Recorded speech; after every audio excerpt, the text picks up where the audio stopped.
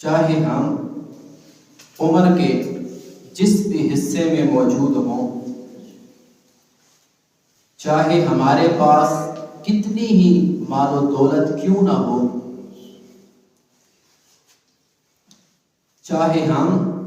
اپنی مرضی سے جو کچھ خریدنا چاہیں وہ حاصل کر لیں، چاہے ہم اپنا علاج جس جگہ بھی کرانا چاہیں کروا لیں، دنیا کے جس کونے میں جانا چاہیں، ہمارے پاس اتنے وسائل موجود ہوں کہ ہم وہاں پر جا سکیں، تب بھی اللہ رب العالمین کی طرف سے ہر شخص پر کچھ نہ کچھ آزمائشیں اور مصیبتیں ضرور ہیں۔ ہر شخص مختلف پریشانیوں، مسائل، بیماریوں میں مبتلا ہے۔ کوئی ایک شخص بھی ایسا نہیں جو اطمینان سے یہ کہہ سکے کہ مجھے جو کچھ ملا ہے اس پر میں پوری طرح سے مطمئن ہوں اور مجھے کسی طرح کی کوئی پریشانی اور ٹینشن نہیں۔ اللہ رب العالمین نے سورہ تغابن کی آیت نمبر 11 میں ارشاد فرمایا، ما اصاب من مصیبت الا باذن اللہ، کہ جو مصیبت بھی تمہیں پہنچتی ہے، جو آزمائش بھی تم کو پہنچتی ہے، جو آفت بھی تم کو آتی ہے، وہ اللہ رب العالمین کے اذن سے آتی ہے۔ جتنی پریشانیاں ہم کو آئے دن دیکھنی پڑتی ہیں، وہ اللہ رب العالمین کی اجازت کے بغیر ہمارے اوپر نہیں آ سکتا۔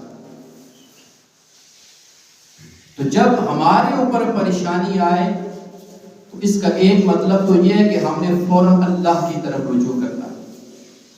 فوراً اللہ کی طرف پلٹنا ہے، اللہ رب العالمین کی بارگاہ میں سر بسجود ہو جانا ہے۔ اور دوسری چیز یہ کہ جتنی بھی پریشانیاں آتی ہیں یہ دو وجہوں سے آتی ہیں۔ آتی تو اللہ کے اذن سے ہے، لیکن اللہ کا اذن ان پریشانیوں، ان مصیبتوں پر کب ہوتا ہے، یہ خود اللہ رب العالمین نے قرآن مجید میں بیان فرما دیا۔ سورہ شورى کی آیت نمبر 30 کے اندر اللہ نے ارشاد فرمایا، وَمَا أَصَابَكُم مِّن مُّصِيبَةٍ فَبِمَا كَسَبَتْ أَيْدِيكُمْ وَيَعْفُو عَن كَثِيرٍ، کہ جو مصیبت تم کو پہنچتی ہے وہ تمہارے اپنے ہاتھوں کی کمائی ہے۔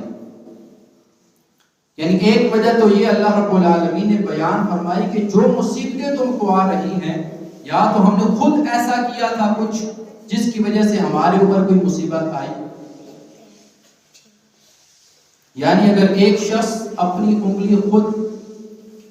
ننگی تار کو بجلی والی لگا دے اور کہے کہ مجھ پر مصیبت اللہ رب العالمین کی طرف سے آئی، اذن تو اللہ کا تھا کہ اللہ نے اس تار کے اندر کرنٹ رکھا تھا جو ہم کو نقصان پہنچا سکتا تھا، لیکن اللہ رب العالمین نے خود قرآن مجید میں ارشاد فرما دیا کہ کچھ مصیبتیں ایسی بھی ہوتی ہیں کہ جو تمہارے ہاتھوں سے آتی ہیں، تم نے خود اس میں کچھ نہ کچھ اپنا حصہ ملایا تھا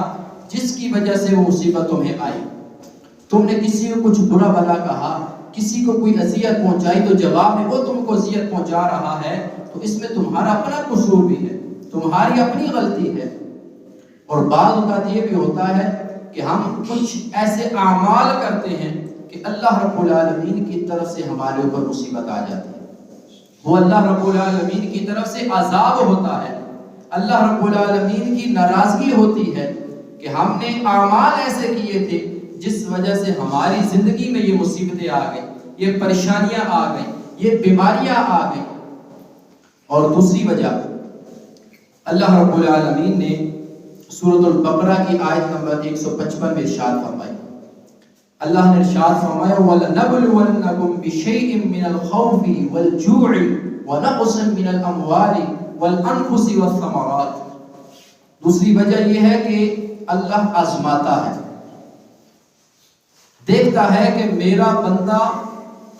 کتنا مجھ پر ایمان لاتا ہے، میری اس آزمائش اور مصیبت پر وہ کس طرح سے عمل کرتا ہے، اس کی کارکردگی کیا ہے،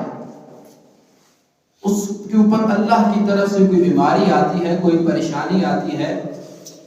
تو وہ گلے شکوے شروع کر دیتا ہے یا اس پر صبر کرتا ہے؟ اللہ نے ارشاد فرمایا وَلَنَبْلُوَنَّكُمْ بِشَيْءٍ مِّنَ الْخَوْفِ وَالْجُوعِ، ہم تم کو ضرور آزمائیں گے